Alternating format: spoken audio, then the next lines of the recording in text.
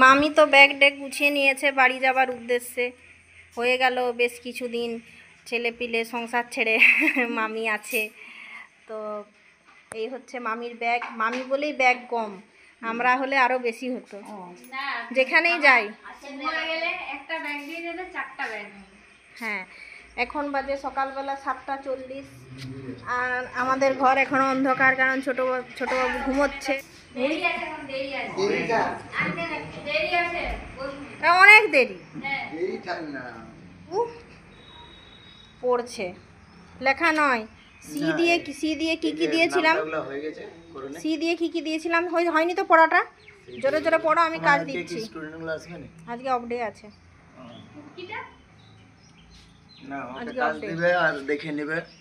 কাজ তো ওকে আমি দেবো, নাহলে হবে নি, পড়ার ইয়েটা নষ্ট হয়ে যাবে। ওই জন্যে 8টা বাজিয়েছে ঘুম থেকে উঠতে। বাবা মুখটা ধুয়ে নাও। অনু তো চলে গেছে, পরীক্ষা তো চলছে আর দিন 5 আছে, তারপর তো আপনাদের সঙ্গে অনেক কথা বলবে। আর সকাল সকাল চা খাওয়া হয়ে গেছে, অনেক কাজই করেছি, কিন্তু এরপর ছোট পুত্র উঠবে, ওকে খাওয়ানো, ওর কাজ তো আছেই। বিষয় হলো এই লাউ গাছটা ছিল, এই লাউ গাছটা তো মানে এরপর যা দেখাচ্ছে লাউ গাছটা আর লাউ হবে না। একটা বড় লাউ রাখা হয়েছে বীজের জন্য, এই যে এটা অনেকগুলোই লাউ দিল। এই গাছটা নষ্ট হয়ে গেছে করছে, ওটা কিন্তু আছে, টকটকে আছে, ওটাও হয়ে এসছে। আর বোধহয় দিন 15 থাকবে। এত সুন্দর লাউ আগে কোনোদিন আমাদের বাড়িতে হয়নি, যদিও এতদিনে এই ফুলটা ফুটেছে। এখানটা এত সুন্দর দাদা পরিষ্কার করে দিয়েছে, একদম ঝকঝকে। এখানে একটা কুমড়ো গাছ উঠছে, এটা নতুন হচ্ছে এই কুমড়ো গাছটা। মামি মামা আবার কবে আগমন হবে? কবে আসবেন? কবে আসবেন?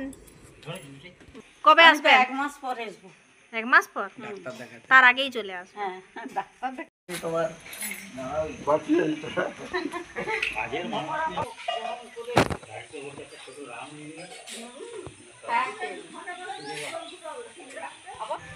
আবার একবার বাস হলো না, এই যে তুই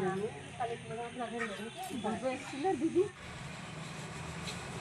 এই হর্ন বাজাচ্ছিস নাকি চন্টা? হর্নটা বাজান একবার দেখি। যে জ্বালিয়েছেন, আসবেন আবার দুজনেই, দেখে শুনে চাপবেন। আর যেখানে সেখানে আপনি নেমে যাবেন নি মামিকে ছেড়ে।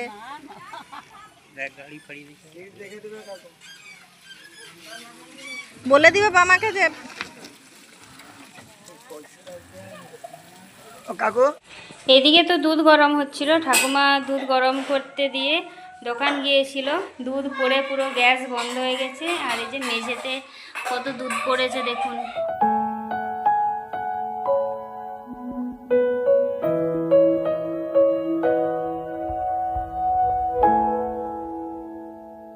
চলে গেল তো দাদা বৌদি, কানুন বসে বসে।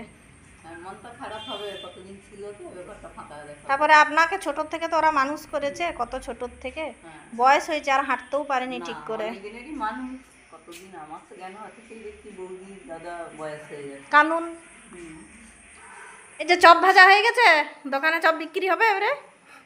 ভালো হয়ে গেছে।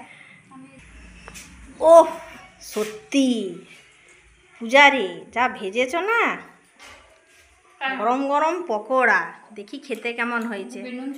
তোমার মতো মিষ্টি হয়েছে তো খেতে? আমি তো পকোড়া খাচ্ছি, দারুণ পকোড়া হয়েছে। আর পকোড়া যে খাচ্ছি, কিন্তু সে আরেকজন বাসি মুখে উঠে গেছে, সে দাঁড়িয়ে আছে। নুনটা কম হয়েছে পূজা।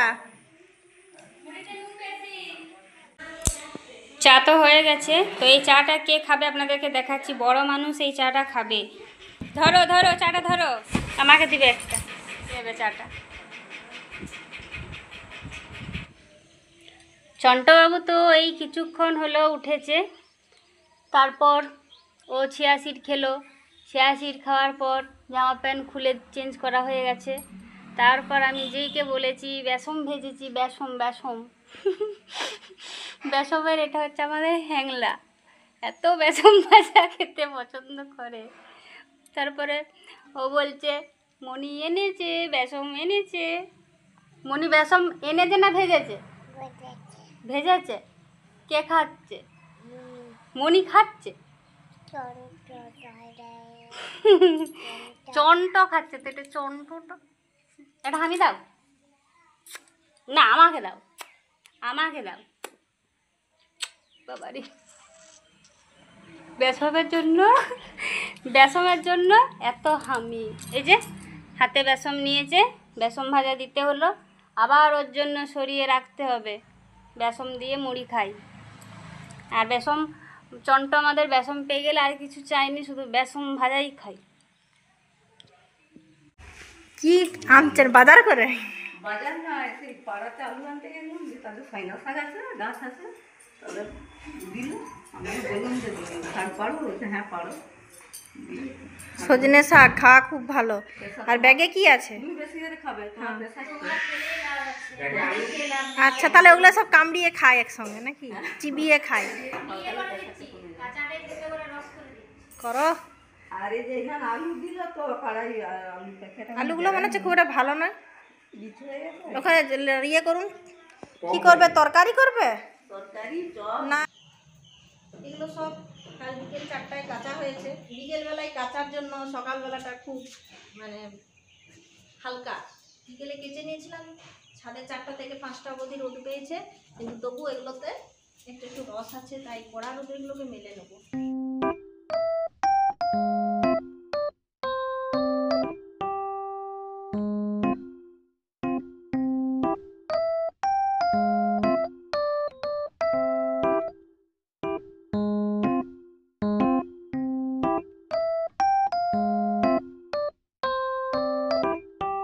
হাতের দরকার ছিল, সকাল দুপুর সন্ধ্যা যখনই কাছি না কেন মানে মোটামুটি শুকিয়ে যাবে।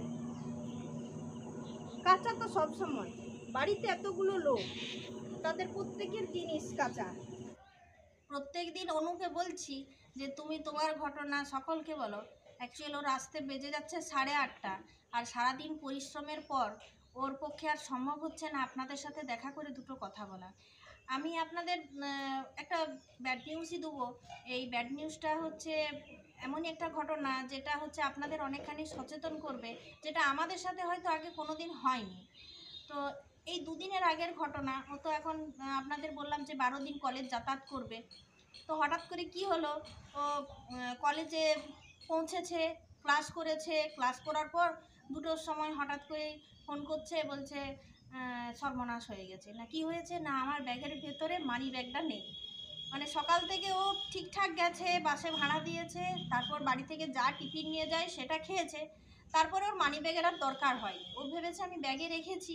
তারপর মানি ব্যাগ দরকার হয়েছে কখন? ক্লাস করে যখন ও বেরিয়েছে। তারপর ও বেরিয়ে যখন পয়সা খুঁজছে কিছু, আবার দুপুরবেলা লাঞ্চের জন্য পয়সা তো লাগবেই, হোটেলে খাবে। তারপর আবার ক্লাস আছে নেক্সট ডে, আসছে যেহেতু 8টায়, তাহলে বুঝতেই পারছেন ওখানে 4টায় গাড়িতে চাপছে। এরপর বাড়িতে ফোন করছে, মানি ব্যাগ নেই, কি হবে? মানি ব্যাগে বেশ কিছু টাকাও ছিল, 2খানা এটিএমও ছিল, অথচ সব সময় ব্যাগটাও বলছে আমার কাছেই রেখেছি, কিন্তু টাকাটা নিল কি? এই নিয়ে তো বেশ মানে বাড়িতে চিন্তায় আমরা পড়েছি। আর ওর সাথে এরকম কোনো দিন ঘটেনি। ও তো দূর, আমরাও তো অনেকবার অনেক জায়গায় গেছি, কিন্তু আমাদের সাথে এরকম কোনো দিন ঘটেনি। ও এরপর আমাদের ফোন করলো, কলেজের বন্ধুদের জানলো, কেউই ওর মানি ব্যাগ দেখেনি। তারপর অ্যাকচুয়ালি ওর মেজদা যে বাসে স্কুল যাতায়াত করে সেই বাসেই ওকে পাঠায়, তাতে করে টাইমটা অ্যাডজাস্ট হয়। একটা পরিচিতর মধ্যে যাতায়াত করলো, মেয়ে তো, তাহলে সব দিকেই চিন্তা আছে। তো সেই ড্রাইভার সেই বাসের কন্ডাক্টরকে ফোন করলো যে এরকম একটা ঘটনা ঘটেছে, লাস্ট তোমার বাসেই চেপেছে, তুমি একটু দেখো। তারপর ওই বাসের যে কন্ডাক্টর খুবই ভালো, সে এরপর চারিদিক দেখেছে, কোথাও তো আর দেখতে পায়নি।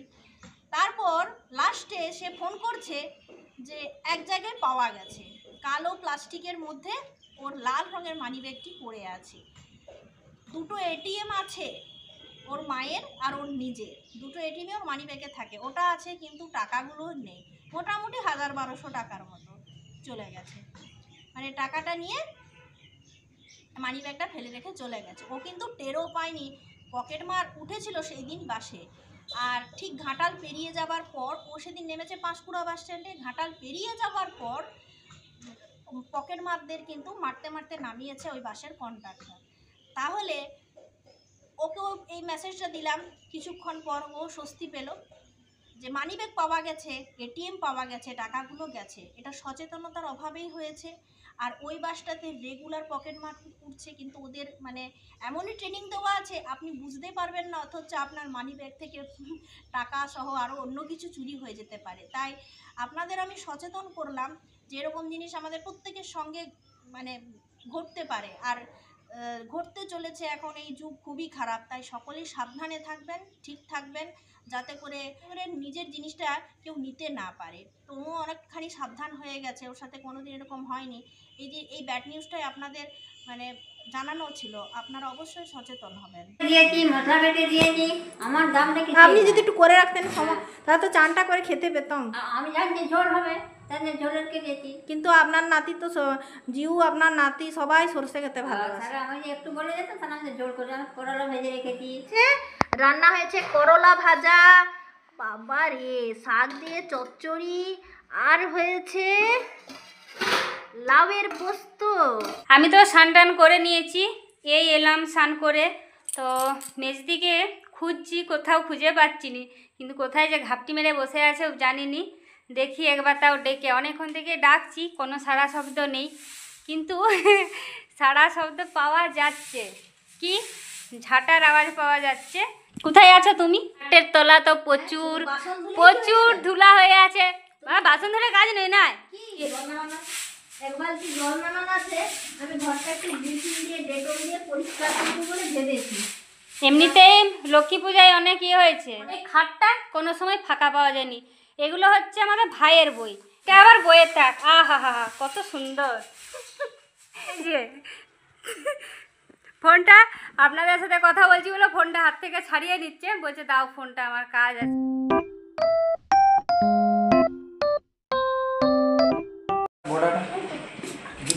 বাবা তো এই মাত্র গেলো জুতা কিনতে গিয়েছিল। কেমন জুতা কিনেছো?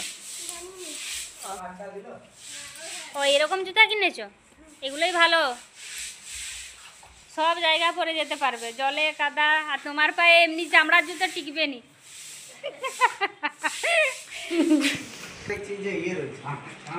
ডাবটা খেয়েছে, খালি ডাবটা ঘরকে এনেছে।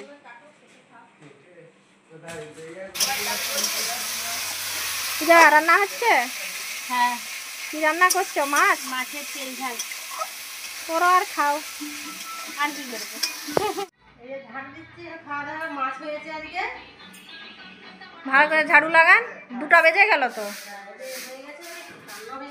হ্যাঁ, অনুর আসতে 8টা।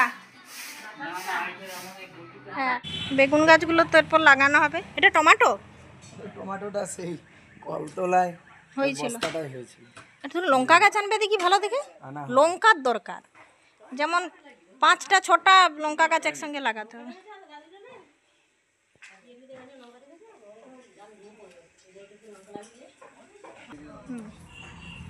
এত কত করলি গাছটা ডুবে যাবে। দাও না, ওইটা দিতে হবে। এই গাছটা তো এবারে ঠেসিয়ে গেছে দেওয়ালে।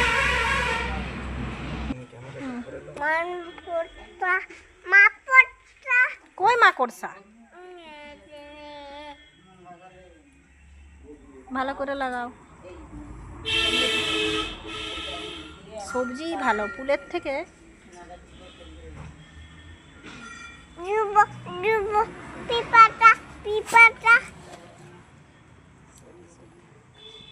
এটাই পেয়েছি। তুলসী, এটা লাল তুলসী এনে লাগাতে হবে।